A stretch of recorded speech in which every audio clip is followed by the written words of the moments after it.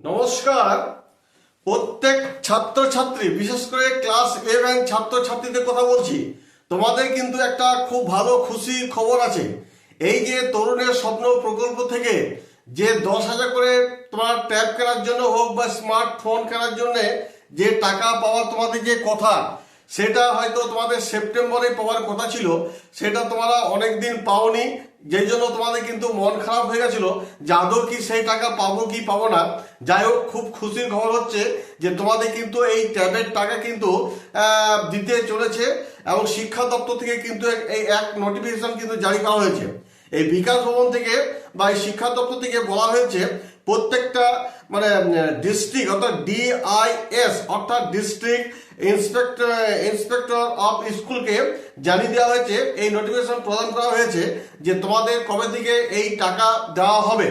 তবে তোমরা এই চ্যানেলটি প্রথম থেকে শেষ পর্যন্ত দেখো।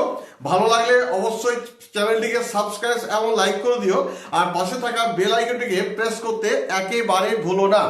দেখো, তোমরা কিন্তু সব নিরাশা হয়ে গেছিলে যে আমাদের ট্যাব কেনার জন্য বা স্মার্টফোন কেনার জন্য যে 10,000 করে টাকা দেওয়া হয় ক্লাস 11-এ, সেই টাকা তোমরা কবে পাবে এই নিয়ে কিন্তু খুব চিন্তিত অবস্থায় ছিলে।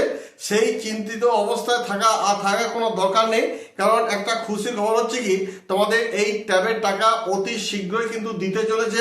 এই নিয়ে কিন্তু শিক্ষা দপ্তর থেকে কিন্তু এক নোটিফিকেশন জারি করা হয়েছে।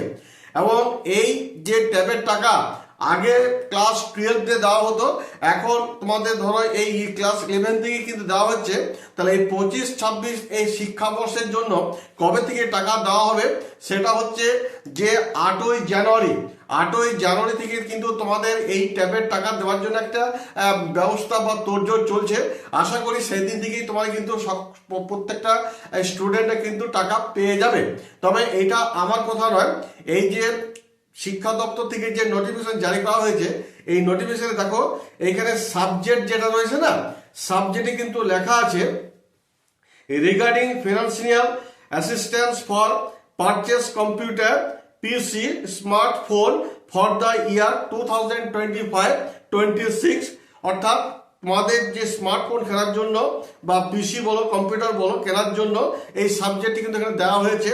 তারপর দেখো এখানে নোটিফিকেশনে কি বলা হয়েছে, দেখো like previous year this year also the state government has considered and approved the proposal of extending financial assistance to the student of class 11 at a scale of rupees 10,000 each for purchasing tablet, computer, PC, smartphone।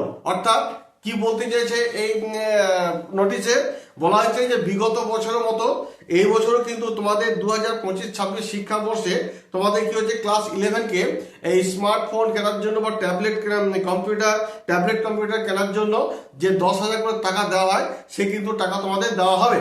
তবে নোটিফিকেশনে আরো বিস্তারিত বিবরণ দেওয়া আছে, সেই notification তোমরা একটু দেখে নিও। এবং সেখানেও কিন্তু লেখা আছে 8ই জানুয়ারি থেকে কিন্তু তোমাদের এই টাকা দেওয়া হবে। তাহলে এই যে তোমরা যে ট্যাবের টাকা তোমরা পাবে এবং এই খবর শুনে তোমাদের কেমন লাগছে অবশ্যই কিন্তু একটা কমেন্ট সেকশনে কমেন্ট করে অবশ্যই জানাবে।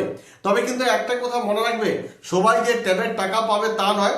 কিছু কিছু যদি ভুলভ্রান্তি তোমাদের নিজেদের ভুলভ্রান্তি যদি হয়ে থাকে তাহলে কিন্তু সেখানে কিন্তু তোমার ট্যাবের টাকা পাবে না। তাহলে কোন কোন ভুলভ্রান্তিগুলো সেগুলো কিন্তু আমি বলছি, সেটা ভালো করে শুনে নাও। যদি এই ভুলভ্রান্তিগুলো যদি না থাকে তাহলে কিন্তু অবশ্যই তোমার কিন্তু 100% ধরে নাও ট্যাবের টাকা পেয়ে যাবে। তো সেটা হচ্ছে কি যে তোমাদের ব্যাংক ডিটেলসটা কিন্তু তোমাদের ঠিক থাকতে হবে। নিজের নামে কিন্তু ব্যাংকের বই থাকতে হবে, কারণ তোমাকে যে 10,000 টাকা যে পাঠানো হবে সেই টাকা কিন্তু তোমাকে ব্যাংকের অ্যাকাউন্টেই পাঠানো হবে। অর্থাৎ ব্যাংকের IFSC code number, account number যেন ঠিক থাকে, নিজের নামে যেন ব্যাংক বইটা ঠিক থাকে।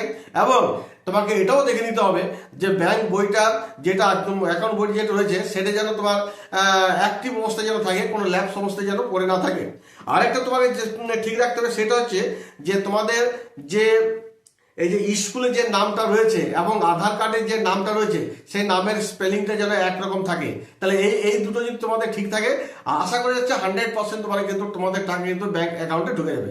যাই হোক, এই যে খুবই খুশির খবরটা দিলাম, এই খুশির খবর শুনে তোমাদের কেমন লাগলো, কেমন অনুভূতি লাগলো? হ্যাঁ, তোমরা কিন্তু অবশ্যই কমেন্ট সেকশনে কমেন্ট করে জানাবে। আর পরিশেষে বলি, যদি আমার ভিডিওটি ভালো লেগে থাকে তাহলে অবশ্যই কিন্তু একটা লাইক করে দিও। ধন্যবাদ।